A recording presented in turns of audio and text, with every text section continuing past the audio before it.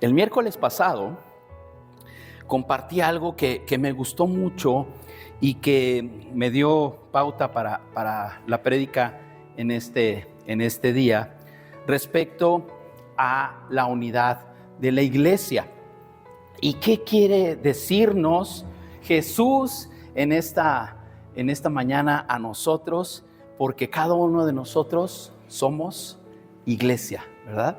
Tú y yo formamos parte de un cuerpo y ese cuerpo tiene vida y esa vida es la presencia de Dios y bueno, somos iglesia. Dice allí en el capítulo 17 del Evangelio de Juan y la prédica le he titulado que todos sean uno. Que todos sean uno. Dice Juan 17:21, te leo la versión NTV, te pido que todos sean uno, así como tú y yo somos uno.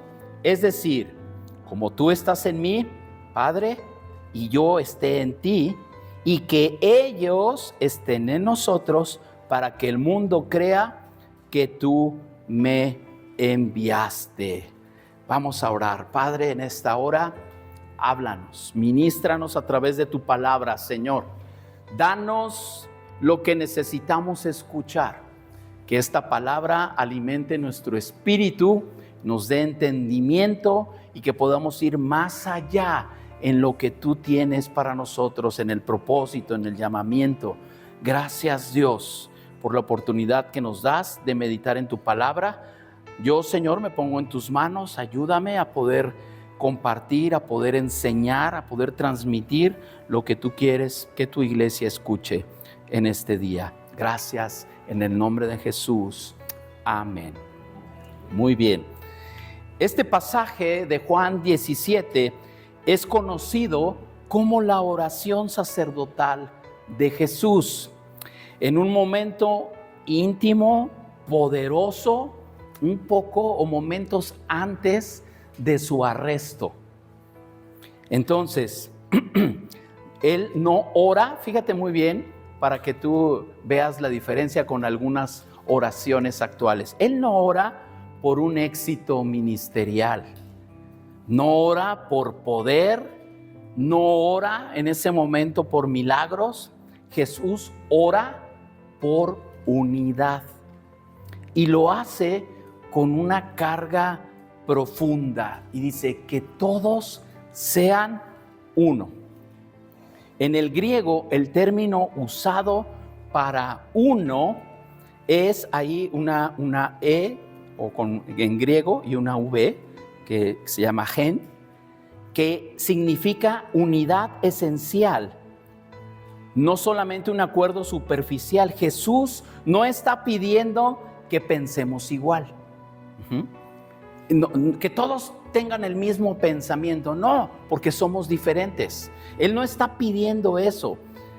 Él no está pidiendo que pensemos todos de una misma forma, sino que vivamos, lo que pide es que vivamos en comunión con Dios y entre nosotros, reflejando la unidad de la Trinidad. Y siempre lo digo, a veces, ¿quiénes tienen familias conflictivas? Uy, ¿a poco? ¿Sí? Yo pensé que nada más yo. Hay familias conflictivas, ¿verdad? Y a veces no necesariamente hay en casa, ¿no? En casa todos nos amamos. Los que están afuera, ¿verdad? Los que se dicen parientes o familiares, a veces no nos ponemos de acuerdo, ¿no? ¿Y dónde vas a pasar la Navidad? ¿Y qué llevamos? Ah, no, ay, ¿por qué? Si ahí siempre es, ahora que es en la mía. Ay, pero no invites a fulanito. Oh, y son problemas, ¿verdad? Son problemas. Entonces, ponernos de acuerdo es difícil, porque todos tenemos una manera diferente, di conmigo diferente. Una manera diferente de pensar. Entonces, Jesús lo que pide es que vivamos en comunión con Dios y entre nosotros, reflejando esa unidad. Ahora, esta unidad no es simplemente algo deseable, sino que debe de ser nuestra misión realmente como iglesia. Porque según ese mismo versículo, y esto es lo impactante, dice que el mundo creerá que en el que le envió el Hijo, cuando vean a una iglesia unida. La unidad es una manera en la que los que no conocen de Dios puedan conocerle. Y ahorita vamos a profundizar bastantito en esto. Entonces, ¿qué está pasando en este capítulo? Ya les dije que es conocido como la oración sacerdotal. Es la oración más larga de Jesús registrada en los evangelios. Es un momento único, íntimo, solemne. Jesús está a punto de ser arrestado y sabe que su hora ha llegado. Está terminando su ministerio público y privado. Ahora, en este capítulo es como su última oración realmente antes de ir a la cruz. Ocurre después de la última cena, en que cada vez nosotros celebramos y conmemoramos eso. La hizo ahí en el aposento alto, inmediatamente antes de lo que iba él a enfrentar. Ahora, Jesús ora primeramente en esta oración que es tan larga, ahí en Juan, los primeros 5 versículos, él ora por él mismo. Ora por él mismo para que el Padre lo glorifique, habla de que su misión ha sido cumplida. Después del 6 al 19, Jesús ora por sus discípulos, pide protección, santificación y unidad. Aquí es donde él habla de la unidad. Reconoce que el mundo los va a odiar, pero ruega que no sean quitados del mundo, sino que los guarde del mal. Y en el verso 20 al 26, Jesús ora por los futuros creyentes. En ese momento ya estábamos incluidos tú y yo, por los que después iban a creer en Él. Entonces, Él reconoce todo eso, lo pone en las manos de Dios, pide unidad, amor.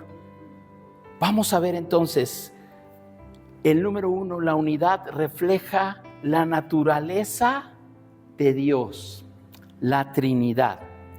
Uno de nuestras creencias como hijos de Dios y en el ministerio en el que estamos es precisamente en la Trinidad, ¿verdad? Por ahí van a escuchar, y hago comercial, mucho cuidado con luego lo que escuchan, leen o ven en los videos de las redes. La gran mayoría no tiene un sustento. Entonces, pueden ser personas incluso que a lo mejor admiras o algún mensaje te ha edificado, ¿verdad? Pero tenemos que estar seguros. Hablan de la cuarta dimensión de Dios. Y bueno, hay muchas situaciones ahí que enseñan, que tuercen para poder justificar. En la gran mayoría de las escrituras, lo que vemos plasmado es la Trinidad de Dios. Y es lo que creemos: Dios Padre, Hijo y Espíritu Santo.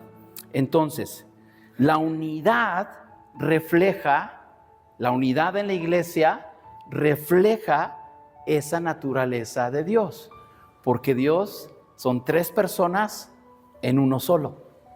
Cuando nosotros estamos unidos, cuando hacemos las cosas unidos, estamos reflejando esa naturaleza de Dios. Dice ahí en el verso 21, así como tú estás en mí, Padre, y yo en ti.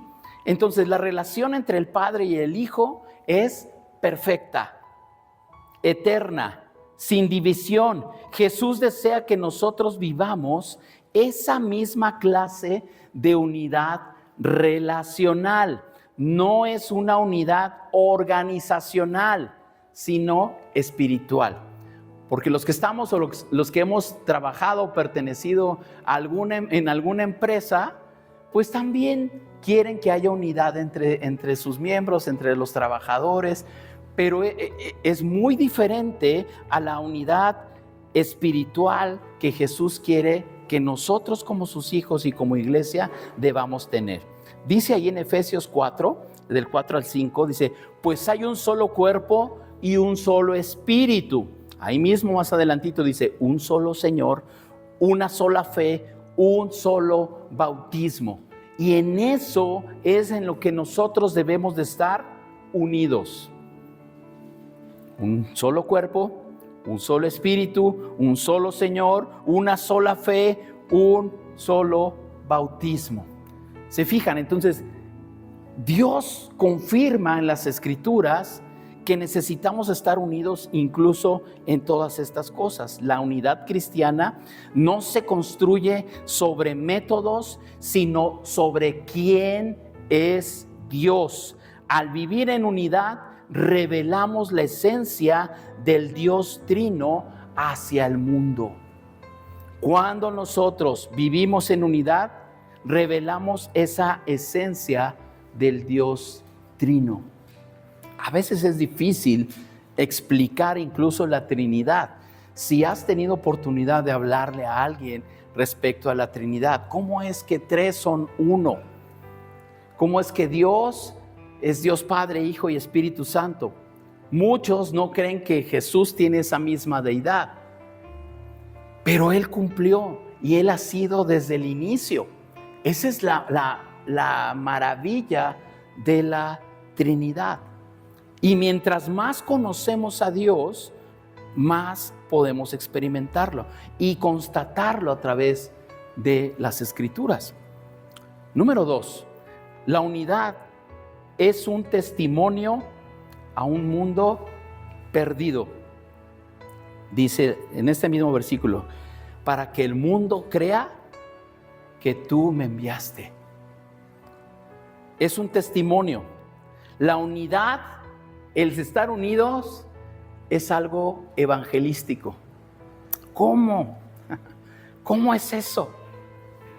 El mundo no será convencido solo por argumentos. Miren, y eso lo vemos incluso en el consejo hacia la familia. Cuando damos nosotros una instrucción hacia nuestros hijos, tenemos que dar ejemplo de ello.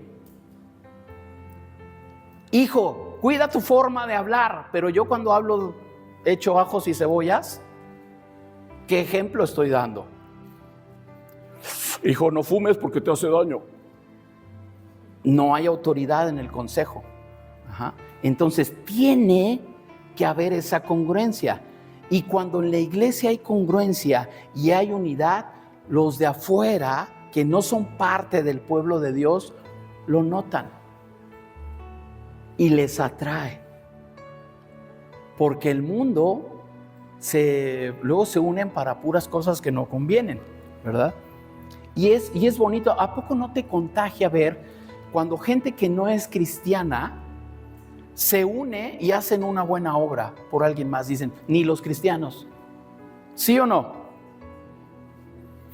Entonces, y te das cuenta, ay, ¿cómo es posible si ellos no tienen a Dios? Por eso es que la iglesia tiene que estar unida, porque la unidad va a ser reflejo y testimonio para la gente que no le conoce. Es evangelística. Debe estar caracterizado por amor y armonía visibles. Dice allí también en el Evangelio de Juan, capítulo 13, verso 35, el amor que tengan unos por otros será la prueba ante todo el mundo de que son mis discípulos. El amor que se tengan entre ustedes va a ser la prueba ante el mundo de que son mis discípulos. No cuántos cursos has tomado, no cuántos títulos tienes, no cuántos años llevas en el seminario, no cuánta experiencia tienes, no cuántos demonios has sacado. El amor que tengas hacia los demás va a ser la prueba ante el mundo de que son mis discípulos. Checa el impacto de esto. Una iglesia dividida confunde. Una iglesia unida convence. La unidad auténtica tiene el poder de abrir corazones endurecidos al mensaje del evangelio. Esto está hermoso. Tenemos que estar unidos, tenemos que caminar. Y hemos dicho, vamos a compartir visión, misión, nuestros valores, nuestros principios, hacia dónde vamos, cómo nos vemos como iglesia en 5, en 10 años, qué estamos haciendo y dónde te ves tú, porque eres parte importante. Si tú tienes una agenda diferente, entonces no hay unidad. Tenemos que estar nosotros informados, empapados de lo que Dios quiere hacer y cómo te integra en este cuerpo, porque somos una unidad viviente. ¿A poco en la mañana te levantas y tu pierna derecha quiere ir a la iglesia y la izquierda quiere ir al fútbol? ¿A quién le haces caso? ¿Verdad? Tiene que haber unidad en el cuerpo, ¿verdad? No te puedes partir a la mitad y que unos vayan para un lado y para otro. Tenemos que caminar juntos hacia el mismo lado. Y en esa unidad, entonces Dios trae bendición, estando unidos, no pensando igual, estando unidos. Entonces, una iglesia dividida confunde, da otro mensaje. A ver, aquí ellos dicen esto, pero acá ellos dicen otra cosa. ¿A quién le hago caso? ¿Quién tiene la razón? Confunde, pero la iglesia unida convence. Convence porque Dios no tiene contradicción. Tiene que ser la unidad entonces auténtica, tiene el poder de abrir corazones endurecidos. Número 3. La unidad requiere esfuerzo, humildad y perdón. Dice en la carta a los Efesios, capítulo 4, verso 3. Hagan todo lo posible por mantenerse unidos en el Espíritu. Hagan todo lo posible. Va a haber situaciones difíciles, pero dice, haz lo posible por estar unido. No es fácil. No es fácil. A veces, entre algunos de nosotros, el trato, ¿verdad? Con algunos, no sé, te saludas y sientes que lo conoces de hace muchos años, ¿no? Empiezas a platicar, salen los temas y todo. Y con otros, ¿y ahora qué le digo? No hay esa empatía, no hay esa fraternidad, esa química, al clic. Sí, o sea, cuesta. Por eso, o sea, no es fácil. Y sobre todo que implica eso, nuestra carne, el orgullo, las diferencias humanas, todo esto atenta contra la unidad. Todo eso. Por eso es necesario que se haga lo posible por mantener la unidad. Por eso debemos luchar intencionalmente por mantenerla. En muchas ocasiones menciono esto, debemos de ser intencionales. No se va a dar así tan fácil.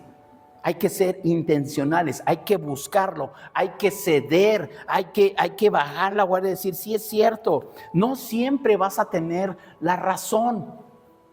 Y la palabra dice que ninguno tenga de sí más alto concepto que el que debe tener, sino consideren a los demás como superiores. No, pero yo soy el plus ultra. Entonces, no estoy a favor. Cuando tengo esa actitud, ese orgullo espiritual, entonces no se puede hacer la unidad. Yo me acuerdo, hace algunos años, llegamos a una congregación donde pues no nos conocían. Y nosotros ya veníamos con una trayectoria de servicio y todo. Pero había ahí lo que le llamaban antes escuela dominical o discipulado. Y decían, entren por favor a la clase para nuevos creyentes, ¿no? Pues vamos. Pues ahí vamos, ¿no? con todos los cursos, con toda la preparación, con todos los años de servicio. Dijimos, pues vamos a la clase de nuevos creyentes. Cuando de repente se para un hermanito que era albañil, apenas si hablaba bien el español, porque era de un pueblo donde hablaban el náhuatl, y si han platicado con alguna persona, esas se comen ciertas palabras, ¿verdad? Y tratan de expresarse, pero cuando él habló la palabra, cuando él habló, dije, ay Señor, me has dado una bofetada que todos mis cursos, todo mi conocimiento, toda mi experiencia cristiana, la hice bolita. Háblame, Señor. Necesito yo esa humildad, esa que tienes, hermano, que con su poco español me ha dado una cátedra espiritual. A veces lo necesitamos. Hacer a un lado nuestro orgullo, nuestro conocimiento, por fomentar la unidad. Sí, tal vez haya personas que no tienen tanto conocimiento como tú, pero todas necesitamos al mismo Dios y necesitamos estar unidos. Lo necesitamos. Dice aquí Colosenses 3:14, sobre todo, vístanse de amor, lo cual nos une a todos en perfecta armonía. Tu vestimenta que escojas todos los días y que saques así del closet debe de ser el amor. Vístanse de amor, que eso es lo que nos une en perfecta armonía. El amor, fíjese en esto, no ignora las diferencias, las cubre, las redime, las transforma. La humildad y el perdón son pilares de la unidad. Entonces, no ignora las diferencias. Están presentes, somos diferentes, pero cuando hay algo deficiente, el amor lo cubre, lo soporta. Podemos trabajar juntos, podemos hacer las cosas, podemos avanzar, podemos crecer. Lo cubre, lo redime, lo transforma. La humildad y el perdón son pilares para la unidad. Si no hay humildad, si no hay perdón, entonces no podemos estar unidos. No se puede. No se puede. Este tema de la unidad nos da muchas variantes o de qué poder hablar. Pero si podemos sacar la esencia de la unidad que nos dice aquí en Juan 17, porque es la oración de Jesús, es la petición de Jesús de que debemos de estar unidos. Debemos de estar unidos. Entonces, Jesús no pidió que fuéramos grandes, influyentes o admirados. Pidió que fuéramos uno. No es una opción, es una oración que estamos llamados a responder con nuestra vida. Jesús está levantando una oración y dice, Padre, que sean uno, que ellos sean uno. Nosotros somos esa respuesta a esa oración de Jesús. Estamos llamados a responder a esa unidad. Es decir, si tú estás participando de la vida de esta iglesia o de otra congregación, estamos llamados a poder mantener esa unidad. Ahora, que voy a explicar un poquito más. Porque en un momento nosotros pensábamos, cuando Casa de Bendición estaba en planes todavía, nosotros decíamos, vamos a trabajar, porque en todo el trayecto, ¿verdad? Llevamos 35 años de conocer al Señor y hemos visto de todo, ¿no? Y nosotros decíamos ilusamente, queremos trabajar nada más con gente nueva. Pues no, la realidad es que hay gente que viene de otras iglesias, gentes que estuvieron en una iglesia y las lastimaron y llegan dolidos, heridos, o gente nuevecita que llega. Yo nunca he ido a una iglesia y entran y no saben ni qué. O sea, y tenemos en esa diversidad que ser unidos. No es nada fácil, pero debemos de ser intencionales en ello. Y nosotros no, pues queremos trabajar nada más con gente nueva, bebecitos espirituales, les damos papilla, les enseñamos y los acompañamos en todo su crecimiento. No. Ahora, aquí habemos de todo, ¿verdad? Unos que recién están tal vez todavía con papilla, otros ya necesitan una arrachera espiritual.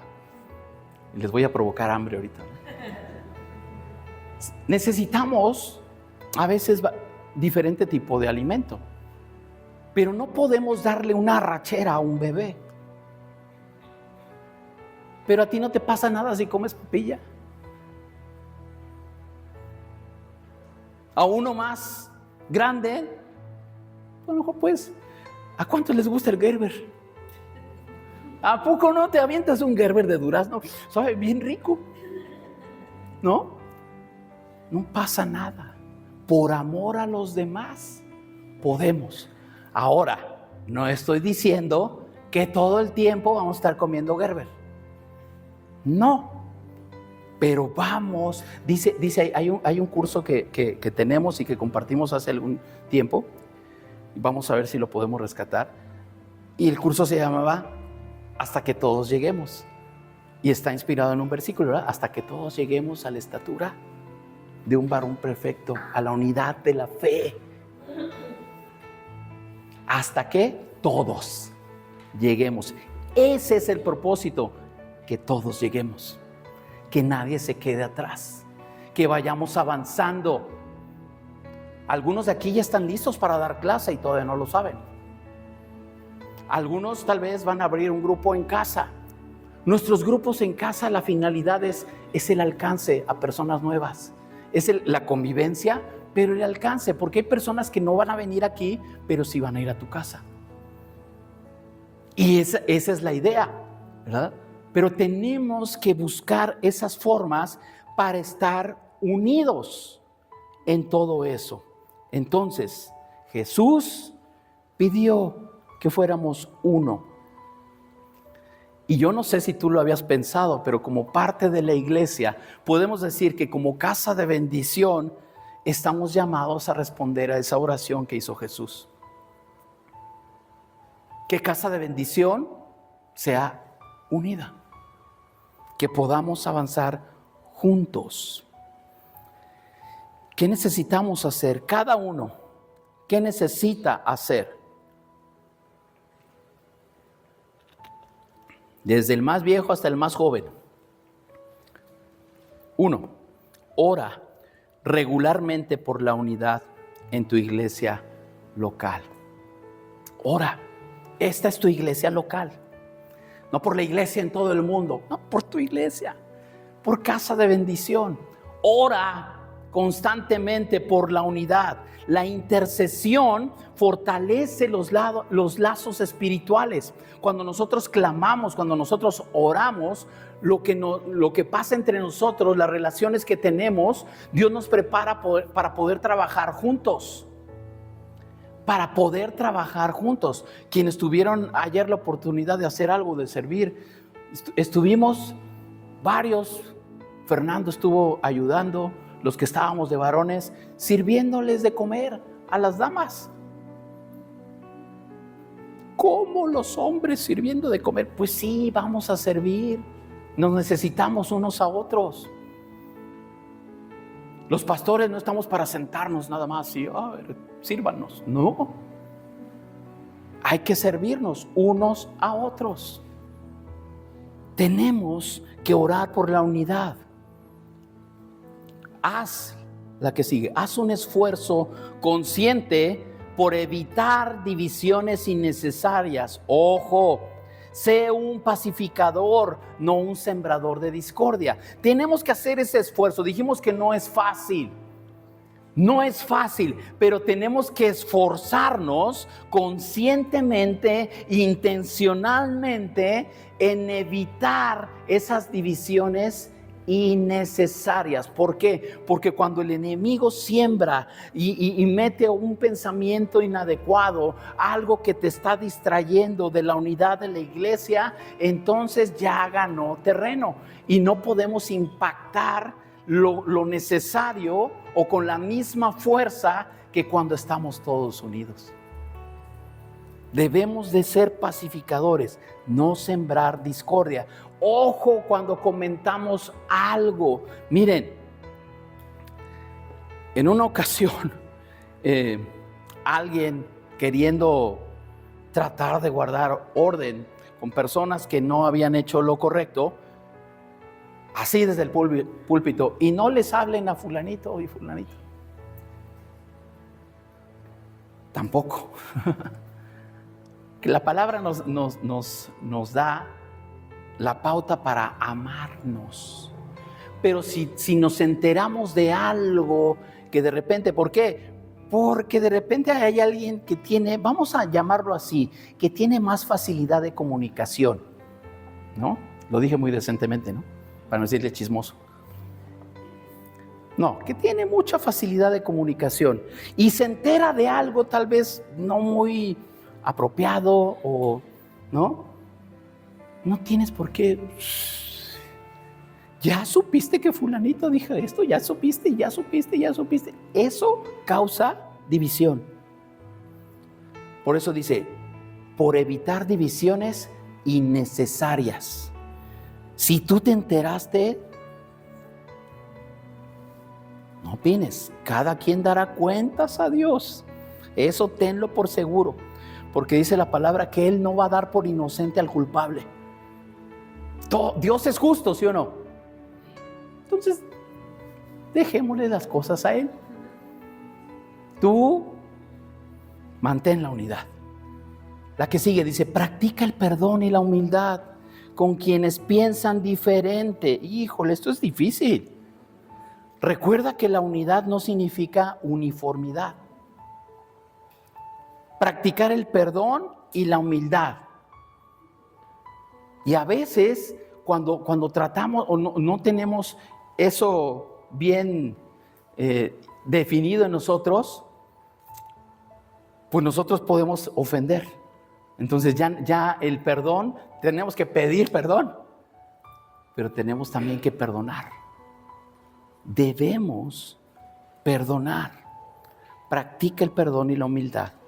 Recuerda que la unidad no significa uniformidad. Y por último, participa activamente en la vida comunitaria de tu iglesia. Hace un momento, cuando estábamos cantando, dije que se escuchen las puras voces. Y sabes que cuando cantamos y nos escuchamos como una sola voz, eso es unidad. Eso es unidad. Nadie estaba acá tratando de sobresalir o vean qué tan bello canto. No, a una sola voz. Y en algo tan simple como en una canción se puede notar la unidad. Allí se puede notar la unidad. Ahora, hay que participar activamente. El aislamiento es enemigo de la unidad. No vamos a meternos, porque, por ejemplo, Jaciel, ¿me permites ponerte como testimonio? Luego le editamos, dice. Algunos se van a identificar con él, yo creo. ¿A quiénes usan mucho esta palabra de que ya me engenté? 1, 2, 3, eso. Yo sabía, gracias, amados. Sí, no eres el único, hijo. Ajá.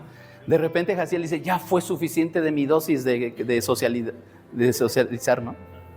Ya, Él prefiere estar descansando en casa. No es como tú que te gusta la pachanga y que ruido y mucha gente por todos lados. No. A algunos les gusta el ruido, otros la tranquilidad de su hogar. A algunos les gusta mucha gente, otros poquitos. Son maneras diferentes, ¿no? Sin embargo, aquí está. Y cuando tenemos un evento, ahí está. Y cuando hay que ir a algún lado y con mucha gente, ahí está.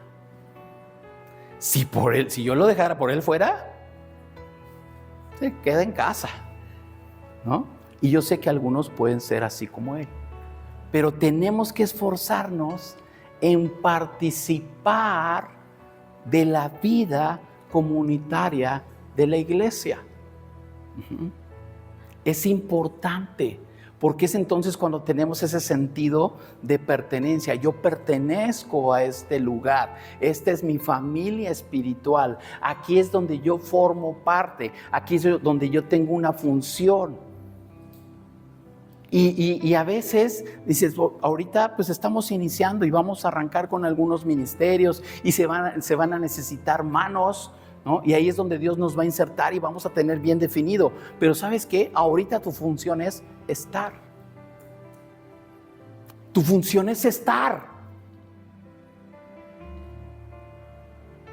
Y cuando convocamos y cuando hacemos y mira que el miércoles de oración, mira, tu función es estar. Así es como participamos, así es como le damos vida a este cuerpo. Entonces, tenemos que participar. Vamos al final. ¿Estás viviendo en unidad con tu iglesia, con hermanos de la fe? ¿Eres parte de la respuesta a la oración de Jesús o parte del problema? No hay de otra, ¿verdad? O estás fomentando la unidad o estás dividiendo. Dios te llama hoy a comprometerte con su cuerpo, a vivir en el Espíritu y a ser testigo del amor de Cristo al mundo por medio de la unidad. Tenemos que unirnos y vamos a avanzar. Vamos a avanzar. Y tenemos que esforzarnos en permanecer. Algunos tenemos otras actividades, algunos yo sé que no se pueden conectar el miércoles, algunos yo sé que a veces se les dificulta por muchas razones llegar el domingo, pero tenemos que esforzarnos en estar, en permanecer, en participar, en colaborar. Porque todo suma y somos parte de ello. Entonces Dios nos llama a la unidad. Que podamos esforzarnos a que realmente podamos estar unidos para reflejarlo al mundo. Eso es lo que se necesita, unidad para el mundo.